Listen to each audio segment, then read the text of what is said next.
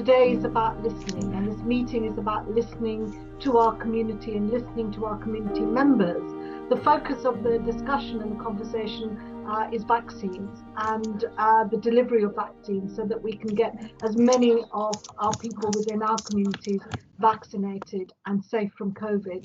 But as I said, the overarching thing is to listen and to get the support of the community and to get their thoughts on how best to deliver this, and also how we build trust. We were having a pre-meeting, and one of the big issues is how much our communities trust us, trust the NHS, but trust the services to do the right thing by them. And we need to build that trust where we've broken it or where we've lost that trust. So again, our communities help your help in giving us ideas. We're ready to listen, and the statutory partners here are more than ready to listen in terms of being able to serve our communities and serve all of them well.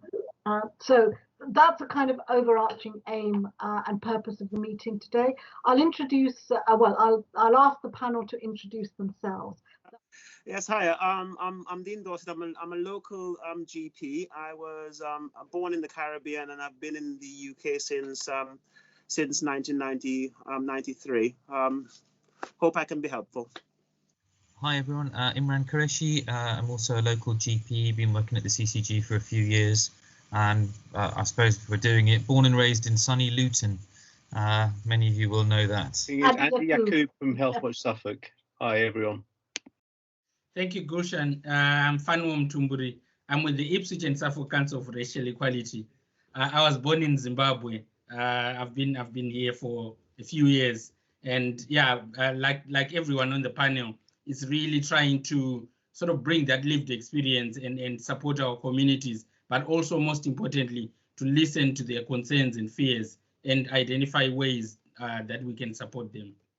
Hello everyone, I'm Lolu. I'm a GP in Ipswich as well. Originally from Nigeria, but born in East London. I've had a long journey to get to Ipswich, but I've been in Ipswich for the last 13 years. So happy to be here this evening. Thank you very much. It's terrific to have you all here as well. Okay, I think the first item on the agenda, we're going to have a couple of presentations, one very quick one from Dr. Imran. Thank you, Gulshan. First of all, if I may just welcome and thank everyone again for attending another What Are We Missing event. This is our third. As ever, primarily this is about listening, and the panel is kind of here to listen and support with some of the challenges. So I want to start off with a request for some support. Actually, we've had an idea, and the idea is that we would have an initiative with maybe a bus kind of going around to various sites to support some of our communities, not just to have their vaccines, but actually primarily to have a conversation about vaccines and any other health issues and concerns that people have, particularly around COVID, so to support things. But, you know, our guiding principle is that, you know, we are talking and we always want to co-produce things.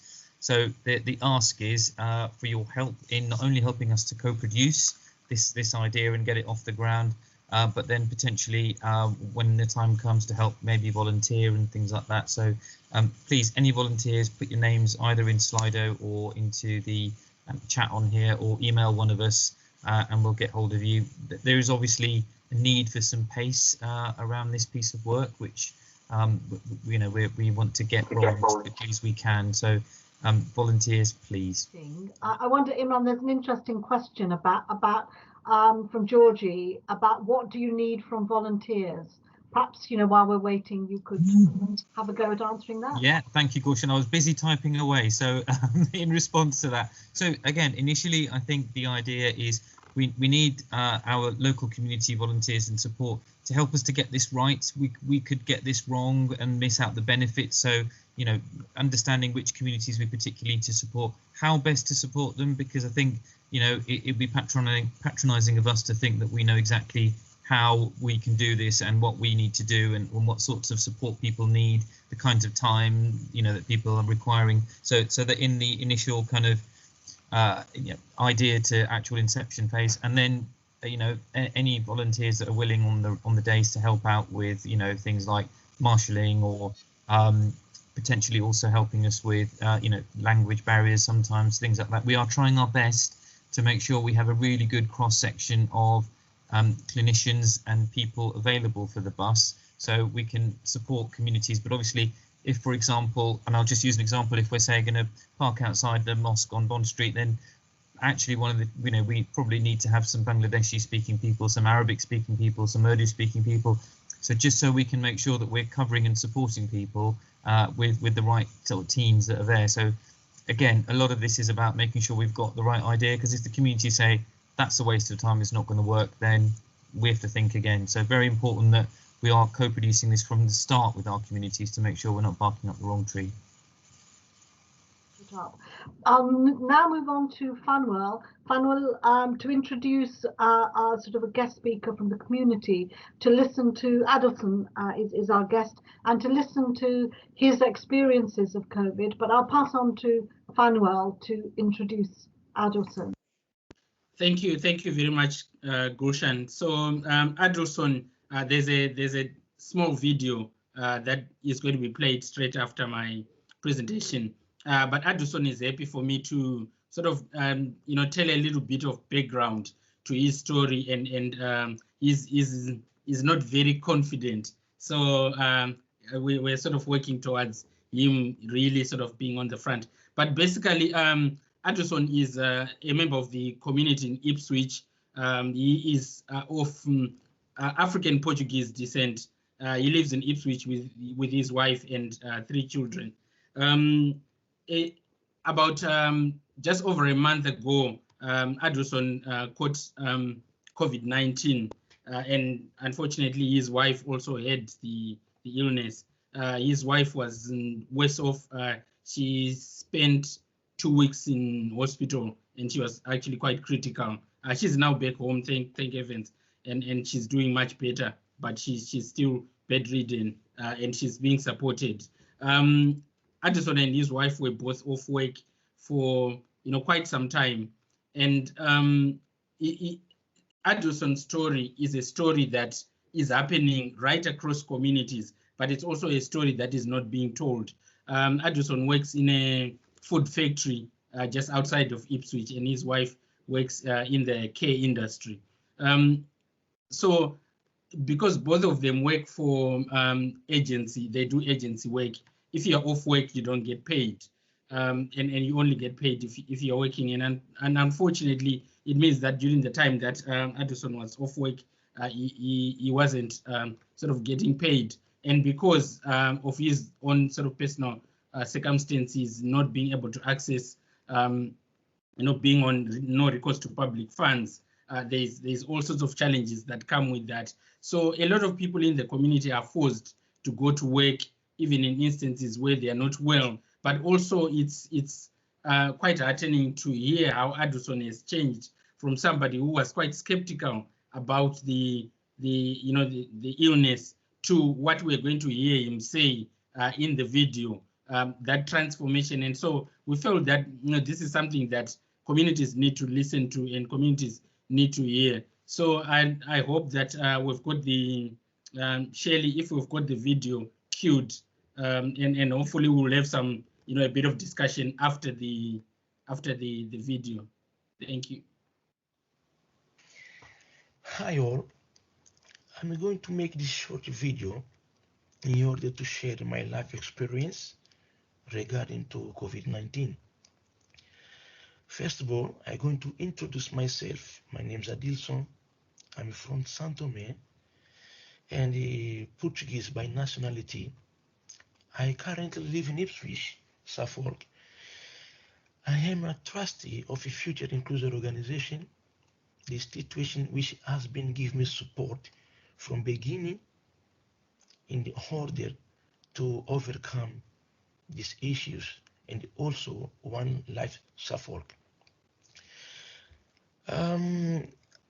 Recently, I had been and my family tested positive for COVID-19, and during this period, I almost lost my wife to this deadly virus. Please take these issues seriously as it takes lives. I've been informed that there are people in the communities who are completely ignoring the government guidelines in order to tackle preventing or spreading of this virus. People are having indoor parties involving other household people. Please help NHS in saving lives. People are ignoring, not following the government guidelines in how to wearing face masks appropriately. People are not keeping the safe distancing. Please don't have the same experience I had. Help in save lives. Thank you for watching this video. Take care and keep safe. Bye. Thank you. That was, I think, really impactful. But I'm happy to answer any questions. And I think maybe just to follow up on what we heard from Adelson. Adelson, as I said earlier, he's somebody who was quite skeptical about COVID-19, but obviously he has had to change his views, and I think we heard that heartfelt messages. What he had to say. We don't expect everyone to have to go through that. Adelson has done that for our communities, and he's passing that message for us. So I think it's important to see people who go through same experiences that we go through, people from similar backgrounds, and actually saying to us, this is not just authorities or other people saying this, but actually I'm one of you and I'm telling you from my own experiences. So it's really, really important that we listen to people like Adelson. Thank you. Thank you. Any questions for Fanwell about Adelson's experience? Yeah, I guess it is a shame Adelson isn't here. I would have liked to ask him about what his thoughts are about vaccination, I guess, now, really, because I think, there is some misinformation. And I think there's also some confusion around if you've had COVID, should you have the vaccine? Can you have the vaccine? When can you have the vaccine? So I think it would have been useful for us to maybe go through some of that with him. Would have been, I think, a good sharing piece as well. I think it might be useful if you could answer your own questions there, Dr. Imran. It might be useful for everyone, because those are questions I've got. Like, if you've had COVID, should you be vaccinated? Yeah, because I get these on my own family WhatsApp group really constantly from other people. So yes, you should have the vaccine again. You should have the vaccine because yes, there is some evidence about inference of immunity afterwards, but we're not sure about strains, etc. So the vaccine it is still effective. How long should you wait? It really the guidance is about 4 weeks from illness. So that's there, and I guess the message is really important. I think the big thing that Adelson's message tells me, and forgive me, I don't know Adelson, but it's clear that he's still not back to full speed with his breathing, is he, Fanwell? That's an important point to note as well, isn't it? This isn't just a virus that you get over. There are long-term side effects. Is how he's then sharing that message, and of course prevention always being better than cure. And of course Adelson makes some really good points about the vaccine isn't the panacea. We still have to be careful. We still have to be sensible. We still have to, think about our communities and think about infection and spreading of infection. Terry, please do put your mine's my favourite one. It's social media and actually getting the message across. And I really think we're failing on this. We're failing on it big time. I said I would circulate in my group, which isn't that many. It's only about 500, but it gets shared and shared and shared. But I've only had two things. One was the first thing on COVID, which was about a fortnight ago, and the other one was in cervical cancer, and I got responses, and that was shared and shared. Now, if you get something out there that can be shared, I will do it. And I'll put a positive message. I've had my injection. It was quite easy, had it done. I was able to share in France, and I can't in this country. Now, please sort this out, because that is ridiculous. And you don't need an administrator. You just need someone to make a friend of a friend and put it on share. And this is silly. That could be done easier. Sorry. Thank you. No, that's helpful. Fanwa? Yes, thank you. I think I'll start with what Terry just said there. And this is, very, very important, yes, because social media is where a lot of people are getting some of these negative messages. And so we need to counter with the correct and positive messages. There is some initiatives that are already in place. The CCGs working with the voluntary sector, creating, and also the ICS, are creating some material that is being pushed, but I think more needs to be done clearly, Terry, if you haven't seen some of this stuff. But also, there is a number of other initiatives that are also taking place with public health. Suffolk also, again, producing some materials, but clearly they are not reaching where they need to reach. So I think that's important. It needs to be picked up. I suppose following up again on the discussion that we had with what we had from Adelson. There are two things that I want to mention. Firstly, Imran, you talked about the vaccination, and it's something that I discussed with Adelson, and obviously you could tell that Adelson is in sort of of a younger age, and you have people like Adelson who is saying you are inviting us to these events to talk about vaccination, but actually I'm not eligible for vaccination because one, I'm not in that age group, and two, I'm not a frontline worker. So, what does that mean for me? And so, which is why he has been emphasizing in his messages about, looking after yourself and social distancing and keeping safe, because, for people in that age group who at this point, we don't know when the vaccine is going to be, available.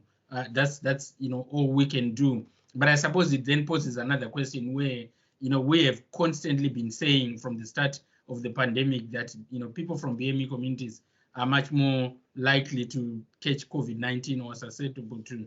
But actually, what is being done to make sure that they are protected, specifically given that there is evidence? And again, there doesn't seem to be, particular answers to that. And then finally, the other thing that Addison raised was around support, for people, particularly those people who don't, who are either not getting benefits or who don't have recourse to public funds, who have to rely on work.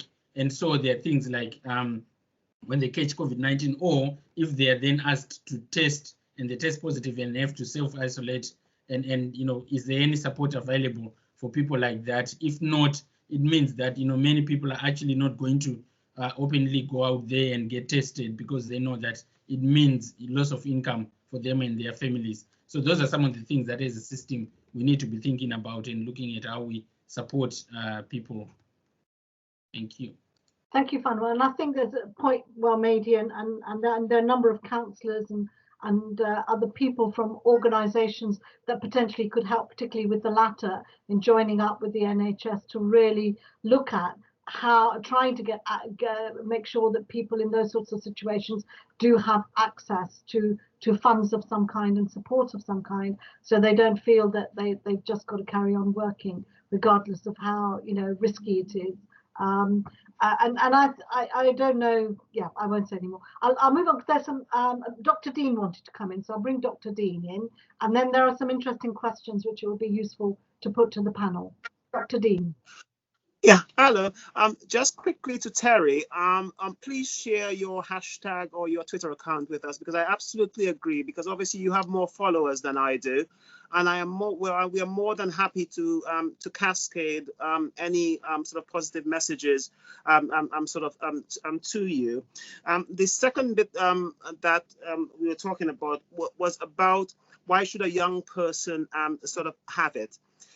Essentially, we are trying to protect the elders, all right, because the difficulty is that most of us are sort of under 20, under 40 will probably have mild effects, but the effect of us passing it on, I think, is the dangerous bit. It's not just about protecting ourselves, although it does protect us. It is about protecting the elders, protecting our family, and eventually protecting people's sort of livelihood so that they can support their family. So yes, just a shout out to Terry to connect so that we can ramp this up a bit.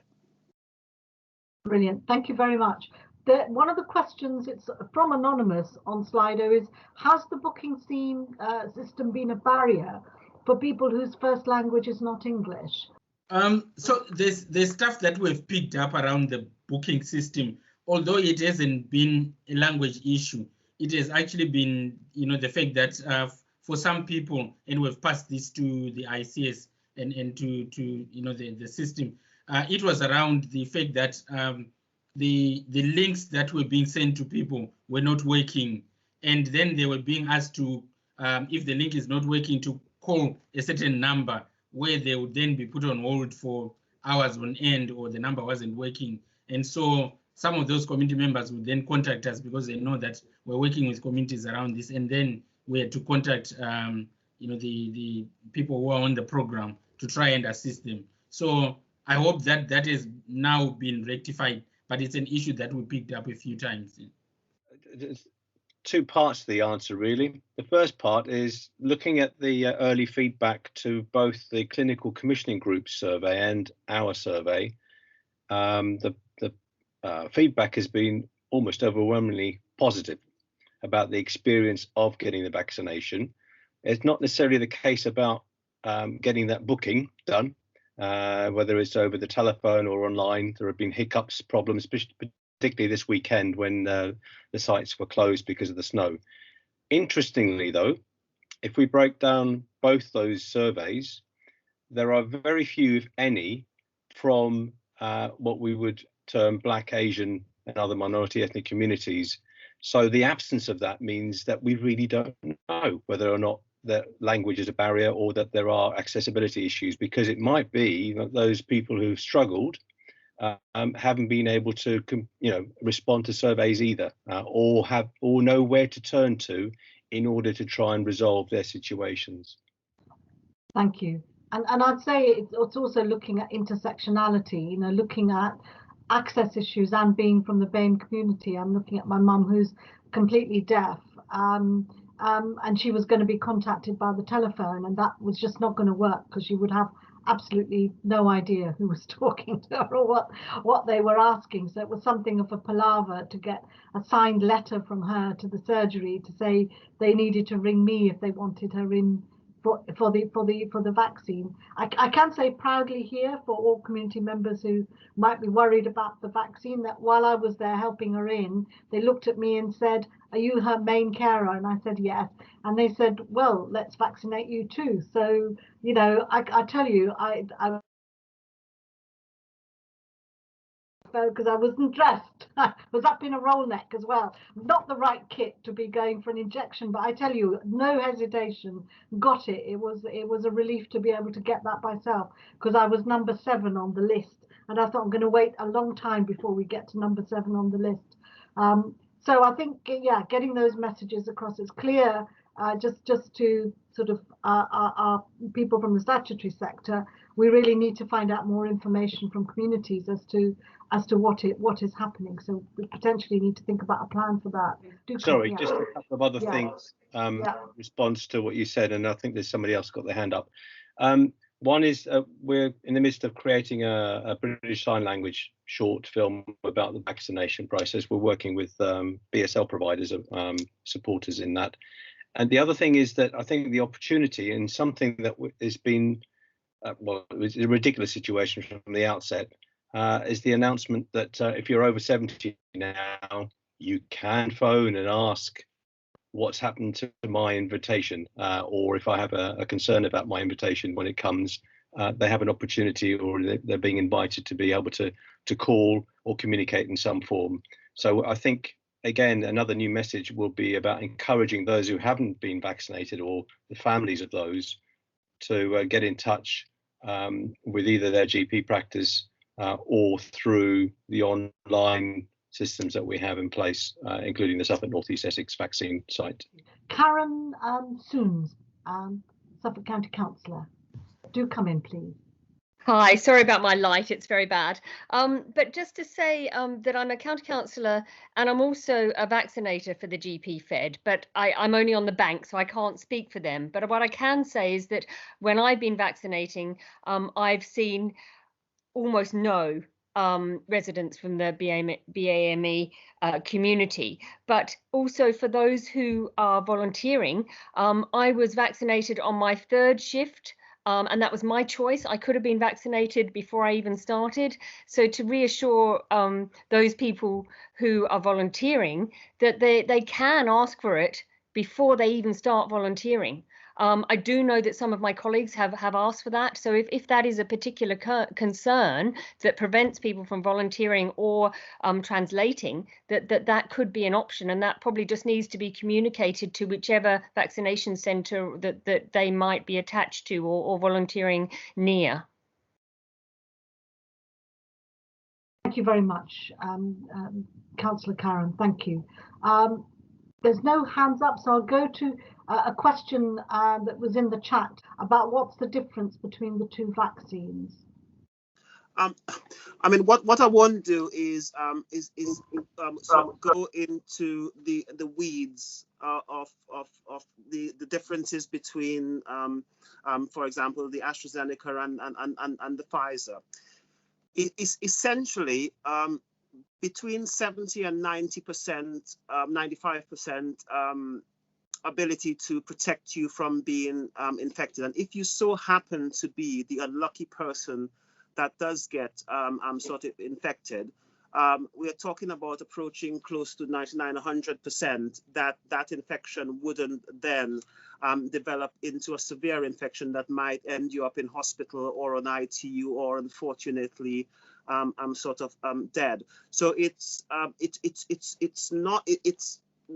in terms of the positive effects, they are pretty much similar for the one outcome that we all don't want, which is to end up in hospital in a really, really serious situation. In terms of side effects, that is a sort of quite an individual thing.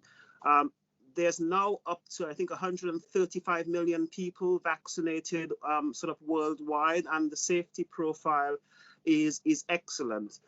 For all vaccinations, and that is things like flu and that sort of thing, the safety profile is quite good. So we're talking about 1 in a million people having an allergy, and of those 1 in 11.1 million having a severe allergy. And obviously, as doctors and at the vaccination sites, we're well prepared for that. So I think the take-home message is, there, in terms of the thing that actually matters, there's not much difference.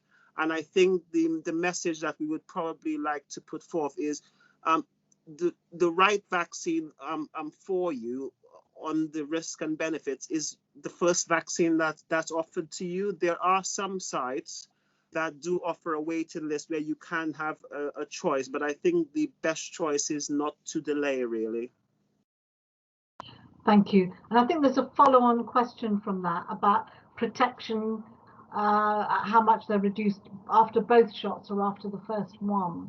I think it's very recent data, and it's not just about the infectivity. I think Astra is coming in at around 70% at around 3 months, based on previous coronavirus infection.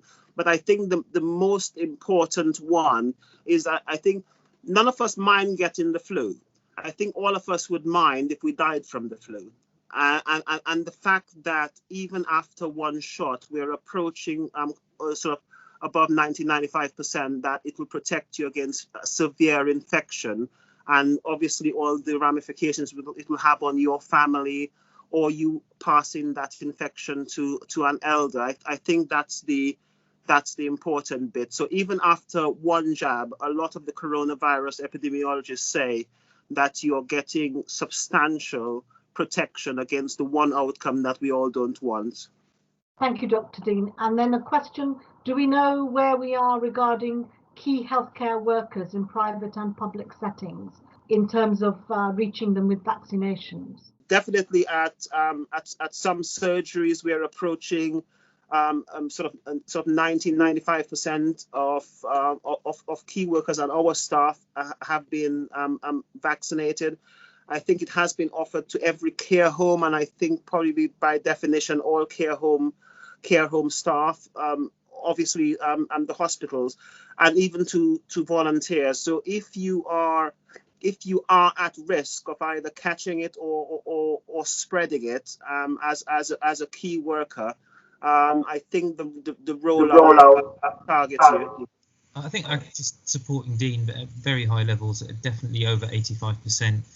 Some of the challenges have been, as you say, people not wanting them, but also particularly with care homes, if you're currently testing positive, obviously you can't have the vaccine, but that doesn't mean that, you know, if there's someone in the care home who's, you know, from the carers who've had the vaccine, who are not positive but working in the same home, we have been vaccinating them as well. So very high rates it's fair to say.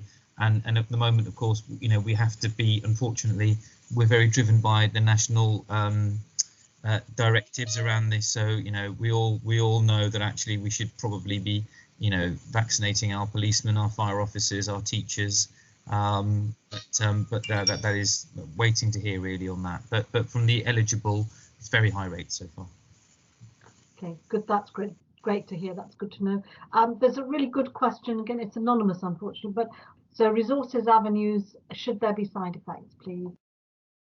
I mean, I can pick that one up. So normally there's advice given clearly at the point of vaccination around the local and the sort of widest potential risks of side effects. So, you know, the advice I give people when vaccinating them is, in essence, you know, this may hurt your arm a little bit for a couple of days. You may get some flu-like sort of type symptoms, very mild, usually 48 hours if that. Anything beyond that, you should get a test. But you can always go back. You can go back to the vaccine site, although they're not really geared up for that sort of level of support. And probably the best place to go is to your GP surgery or to call 111. And to reassure people around some of the concerns about sort of severe and anaphylactic reactions, all the vaccine sites, be they in primary care or the GP Federation or MassVac sites, have facilities to be able to deal there and then with an urgent sort of reaction or an urgent problem. That's very helpful. Thank you very much. And then there's another anonymous question, which I think is also a really, really good question. Side effects can make people think that an injection can give you COVID. Not what I think, but how are key messages around side effects being cascaded to help people understand that a side effect isn't COVID? Essentially, there are side effects of your immune system reacting to it. So a lot of what I've been saying to a few of my patients who get the side effect is that some of what we are finding is that the more aggressive your immune system reacts to the vaccine, the more protection you would have. No, there's no sort of data behind that, but you would expect the vaccine to have sort of an effect. Having said that, the number of side effects is quite low. As I mentioned before, in terms of sort of allergies, sort of incredibly low, and the only contraindication to any of the vaccines sort of at the moment is if you have an allergy to one of the constituents of the vaccine. So if you have sort of asthma, sort of runny noses, seasonal sort of allergies or that sort of thing, that doesn't prevent you from having the vaccine. That's really helpful. I think the further message there, or in the question, was really how we're managing the messaging to reassure people that side effects aren't COVID. So that might be one, I don't know, to sort of perhaps take away and think about. Are we managing that messaging as well as we could? Gulshan, can I come in? Yeah, please do, Dr. Probably not, though, are we? Because I think so. Yeah, I think so, and I think the key message, of course, is that you can't get you can't get COVID from the vaccine because you're not being given COVID. You're being given a tiny bit of spike protein via an mRNA messenger, and so sometimes the science can get a bit confusing. But the message we always give at the vaccine centre is, you know, you can't get COVID from this, but you can get some symptoms, and it's, as Dean described, it's often that immune response. So I know when I had mine, the first evening and the next day I had, you know, a bit of arm pain, and I have to say I was very tired that evening and the next day, but that might have been because I was vaccinating from 8 till 6 that day as well. So but those are the common things we're hearing from people, is some tiredness, and the arm ache is definitely a thing, but beyond that it has been you know, the side effect profile has been very low. Brilliant. I think so. Yeah, But probably I think a takeaway will be then perhaps to include a bit more around the messaging around that you can't get COVID and side effects are a result of the immune system in people-friendly language. Karen Soons. Hi, it's another comment, sorry. It was just really that I'm aware as a vaccinator that we're giving out information leaflets only in English. Yeah. And it may well be that they exist in other languages, but because I'm only vaccinating in Stowmarket and Haverhill, it may be that they're not required there. But I'm just, there's obviously a need for those to be in other languages. And is there a way that could at least be on the, say, GP Fed site to have those in access as on a SharePoint or something? Or the frequently asked questions I know that exist on the GP Fed site, I haven't seen them in other languages. I mean, that might be an easy thing to translate and to have links there. Yeah, brilliant. Thank you very much. Louise, did you want to come back on that? You've got your hand up, I noticed. Thank you. Thank you very much, Gulshan. I just wanted to mention that there is a Suffolk and North East Essex website, which I have put in the comments, which I will put in again. It's a link, it's a one-stop website all around the vaccination programme with differing languages, FAQs, websites and everything else, and I will talk to the Federation to ensure that that link is linked to their website as well, so anybody can access it. The more information we can to build on that website, the better.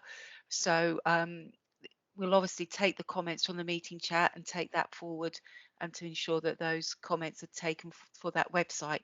But in the meantime, I will talk to Mark, who I think is on the call anyway from the Federation, to see to make sure that there is a link to that website on the Federation website. Lulu? Yes, thank you, Gulshan. I just noticed a question in the chat asking what was the better vaccine for children. And I just wanted us to pick that up. At the moment, children there isn't any plan to offer children the COVID vaccine routinely because children are not at high risk of developing serious illness, as we know. I know and the trials for the safety of the vaccines in children, so most of the trials in the vaccines that have been approved have only been done in those over 18. Although I know that there are a few children, at-risk children. I know there was a story on the news about a child who had a splenectomy and has had the vaccine. But overall, there isn't any information yet about which one is better for children because those trials are just being done. Yeah, so we've got information about, yeah. There's a comment again in Slido about using inspirational people, and they identify the person who chaired the past event. I'm not sure who that was, but Fanua, you probably know, as I can't remember her name, but someone inspirational to support the drive. And I think that's a really good point about how we might find people in the public eye, people who are known, people who are trusted within the community. And we had a conversation earlier before the meeting about perhaps, going to religious leaders or community leaders, and particularly with all the different same kind of religious groups and churches, and see the kind of messaging that perhaps leaders in those communities are giving out through the sort of get together for services and so on, which would be really useful. But I don't know if anybody wants to pick that up and respond in terms of how we're going forward or what we might be doing in relation to using inspirational people. Yeah, I can quickly comment on that, Gulshan. So Lolu and possibly then I were due to go to the Roma church at the weekend that has just gone, and that was called off unfortunately because of the weather. Imran has reached out to the imams. I've reached out to a few of the black churches. So every avenue is being explored. The one thing that I would say is that we have the messaging, because we have the messaging from local sources and we have the messaging from national sources. I would agree with Imran that probably our distribution of those messages is not as good as they could be, which goes back to Terry's point. And what may be useful is if we use the power of this group to be able to spread those messages, because the difficulty that we have is that we are combating an absolute stream of very regular sort of misinformation coming through WhatsApp and all the rest of it. So we have to counter it with something quite similar, which is just a repetitive positive message. So probably we can probably start with all the contacts of this group and see how far we can get into the communities, to the people that need to hear those messages. Great, thank you. There's another question here about people who are sensitive to penicillin. Can they get vaccinated? Yes, they can. Okay, that was fairly straightforward. No, it's not a legacy hand, but it is getting this message across. And if on this local CEG group, we were asked, would we spread the word?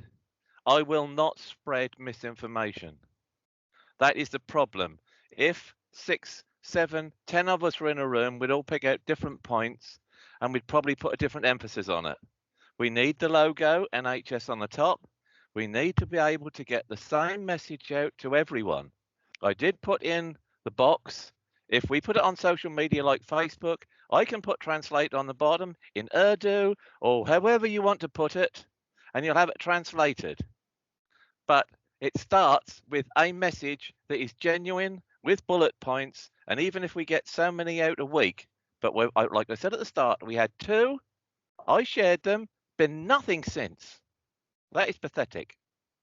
I'm sorry, but that is pathetic, because there's several messages we could get out there, but it's got to be a constant message because there's too much of misinformation. I will not spread it. Sorry. Okay, thank you very much. We'll take that message on board. That's important. We're listening. So a question from Fahana. How can we assure people that do not have leave to remain, that their data collected will not be used to track them as part of the vaccine amnesty? I mean, I can come in and just sort of reassure that the data that's being collected via the national data collection system is really there primarily to ensure that people don't end up getting a wrong second dose, for example, if they go to a different site. And also it flags some of the allergy risks, and it does record ethnicity, but that's because of a national thing. I mean, you know, I can't give an assurance from a government point of view as to what they're going to do with this data and things like that. But all I can say is that there is a lot of conversations around ensuring that people who do need a vaccine, whether they, you know, if they're here in the country, are entitled to it and supported to get it. So I guess if you have concerns at the time, please raise them. But I mean, it's a bit of a difficult political question. I don't know what the answer is truly. Yeah. Thank you very much. Question from Georgie. Can you have the Oxford vaccine and then the Pfizer one? Will that have the same effect? I think that work is happening, that research is happening at the moment because of fears of you know, shortages of one or the other. I mean, I will just say from a scientific point of view, yeah, it shouldn't make a difference. But again, you know, the evidence needs to be there, so that research is happening at the moment. Okay, that's really helpful. There was a comment earlier about someone who'd gone to, yes, had my vaccine on the 2nd of Feb. My experience, there were no staff from the BAME community at the premises, and this may help reassure those who may have preconceived ideas, i.e. having BAME staff.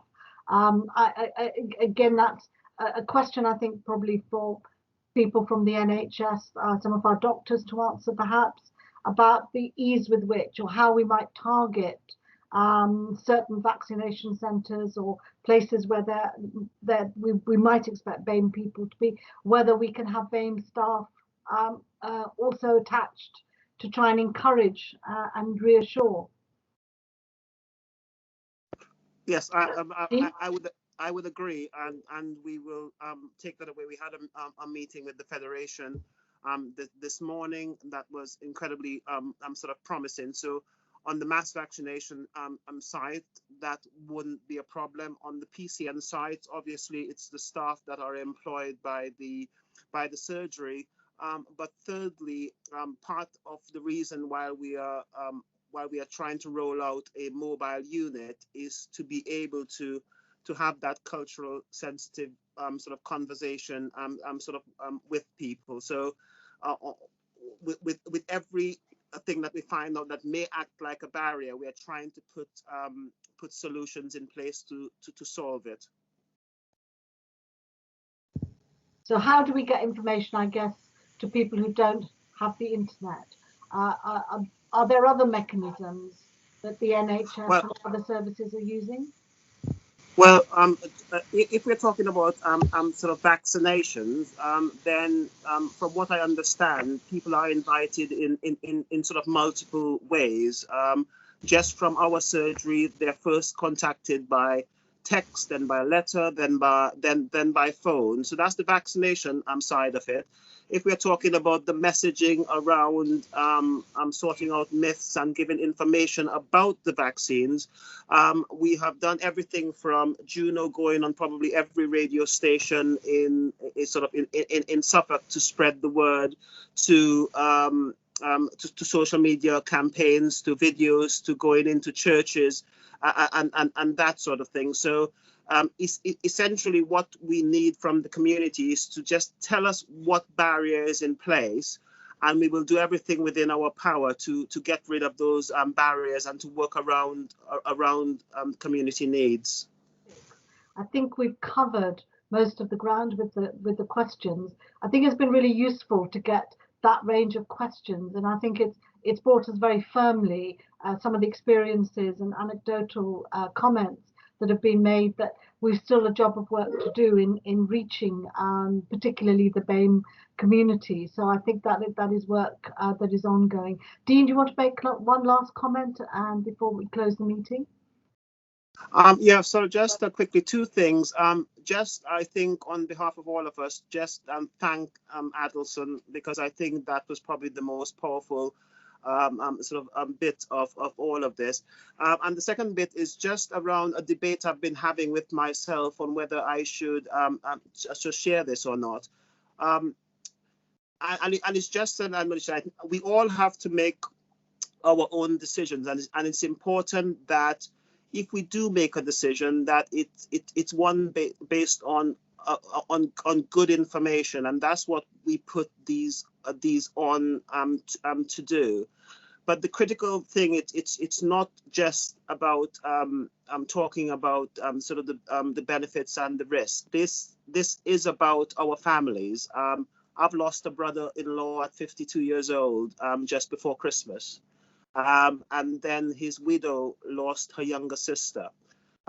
So in a lot of ways, the reason that we do this, and the reason that it's critically important that you help us, because in a lot of ways we can get the messaging right, but in terms of distributing that message or telling us where we can do more, I think it's critically important that everybody sort of helps. So any sort of advice you have for us, any suggestions, please send them our way, and we will do our best to implement them.